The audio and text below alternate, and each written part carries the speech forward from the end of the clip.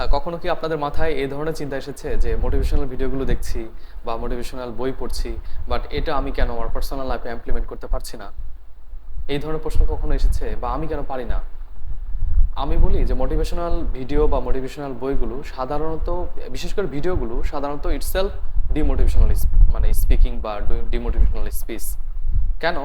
কারণ মোটিভেশনাল একজন রাইটার বা একজন যারা ভিডিও করছে বা যারা হচ্ছে আপনার বই লিখছে, তাদের সেই কন্টেন্টটা তার নিজের সাথে ঘটে যাওয়া ঘটনার ভিত্তিতে, তার পার্সোনালিটি অনুযায়ী, তার সারাউন্ডিংস অনুযায়ী ঘটে যাওয়া ঘটনার থেকে তারা এটা আপনার সামনে এক্সপ্রেস করছে।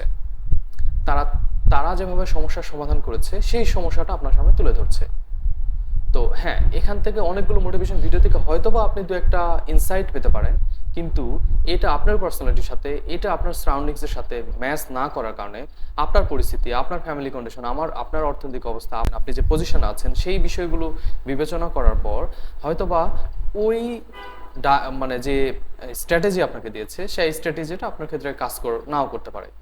যখন এটা কাজ করছে না, তখন এখান থেকে আপনি ডিমোটিভেটেড হয়ে যাচ্ছেন।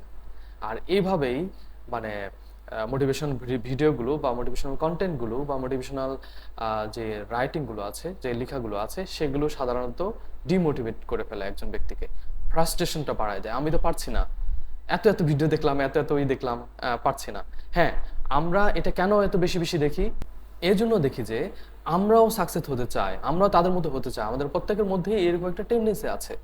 তো আমরাও ভালো করতে চাই, আমরা সাকসেস হতে চাই, কিন্তু যখন এটা আমাদের সাথে ম্যাচ করে না, তখন আমরা ডিমোটিভেটেড হয়ে যাই।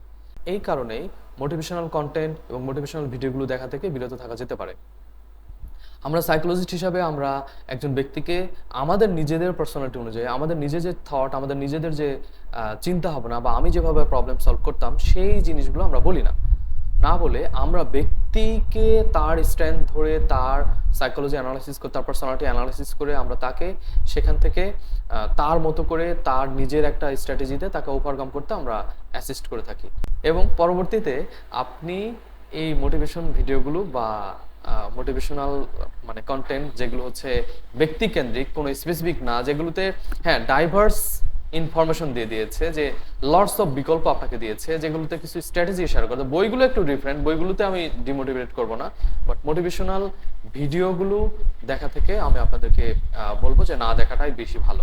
হ্যাঁ, কোনো একটা ইনসাইট পেতে পারেন, কারোর সাথে এটা ম্যাচ করতে পারে, কিন্তু যে পরিমাণ সময় আপনি এখানে অতিবাহিত করবেন সেই সময়টা না করে আপনি যদি নিজ থেকেই আপনার গোল কি এবং আপনার কি কি স্ট্রেংথ এবং কি কি নেগেটিভ ব্যারিয়ার আপনার সামনে আছে, সেই বিষয়গুলো আপনি ফাইন্ড আউট করে আপনি আপনার বর্তমান সিচুয়েশন থেকে আপনি আপনার টার্গেটের দিকে যেতে পারেন।